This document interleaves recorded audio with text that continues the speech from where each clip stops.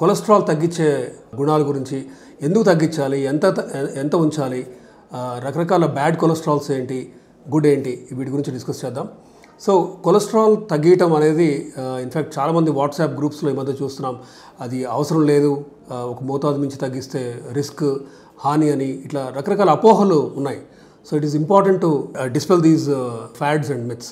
So మనం అర్థం చేసుకోవాల్సింది ఏంటంటే ఎల్డిఎల్, లో డెన్సిటీ లైపోప్రోటీన్ అనేది ఖచ్చితంగా అంటే అందరికీ ఒకటే కాదు.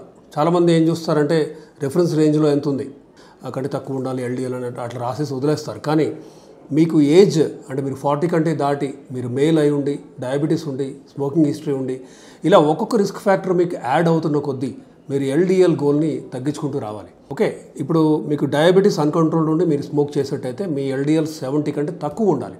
అంటే హైయెస్ట్ ఎంత ఉండొచ్చు, 70 ఉండొచ్చు. సో 60-65 అలా ఉండాలి.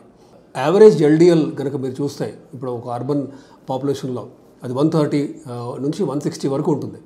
అంటే 2 times ఆర్ మోర్ ఉండాల్సిన లెవెల్ కంటే. సో ఇలా ఉన్నప్పుడు obviously you're allowing or encouraging cholesterol plaque deposition in the arteries. అంటే మీ హార్ట్కి రక్త సరఫరా చేసే రక్తనాళాలలో ఈ కాల్షియం కొలెస్ట్రాల్ వెళ్ళి కూర్చొని అబ్స్ట్రక్షన్ కాజ్ చేయొచ్చు.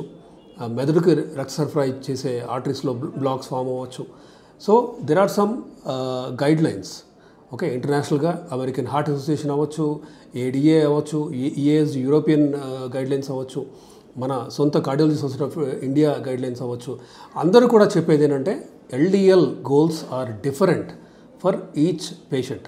అది మీకు అన్కంట్రోల్డ్ షుగర్ ఉంటే మీకు ఒక స్టెంట్ వేశారు ఫర్ ఎగ్జాంపుల్, అది 50 ఉండాలి మీ ఎల్డిఎల్ మ్యాక్సిమం. 2 స్టెంట్లు డిఫరెంట్ టైమ్స్లో వేయాల్సి వచ్చింది, ఆర్ ఒక హార్ట్ అటాక్ వచ్చింది, తర్వాత ప్రైమరీ పీసీఐ చేయాల్సి వచ్చింది, ఆర్ ఇలాంటి వాళ్ళకి ఇన్ఫ్యాక్ట్ 30 ఉండాలి ఎల్డిఎల్. 30 ఉండటం ఓన్లీ విత్ రోజోస్టాటిన్ టాబ్లెట్ 20 mg సాధ్యం కాదు. కాబట్టి మనం అడిషనల్గా రోజోస్టాటిన్ని 40 mg చేయడం కంటే రోజోస్టాటిన్ 20 mgతో పాటు ఎజిటమీబ్ అని, దెన్ బెంపడోయిక్ యాసిడ్ అని, ఈ రెండు కొంత హెల్ప్ చేస్తాయి. కానీ ముఖ్యంగా ఏంటంటే PCSK9 ఇన్హిబిటర్స్.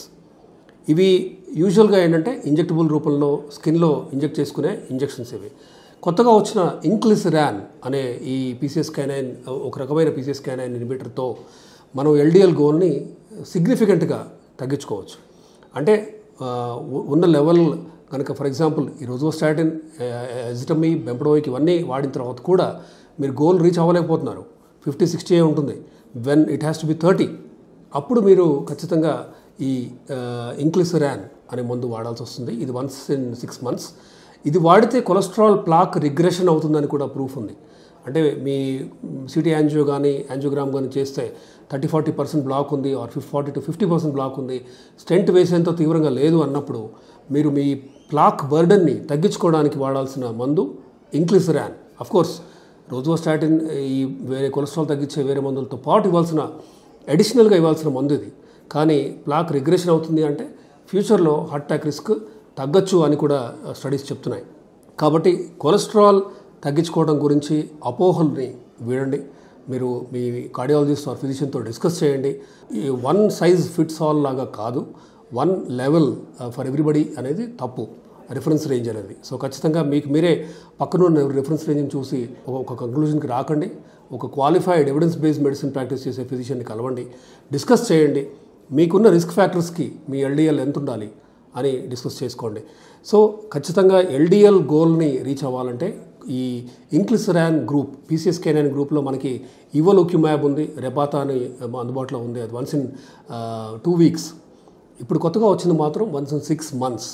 అఫ్కోర్స్ కాస్ట్ కూడా కొంచెం ఎక్కువే ఉంటుంది, 80,000 per year అవుతుంది.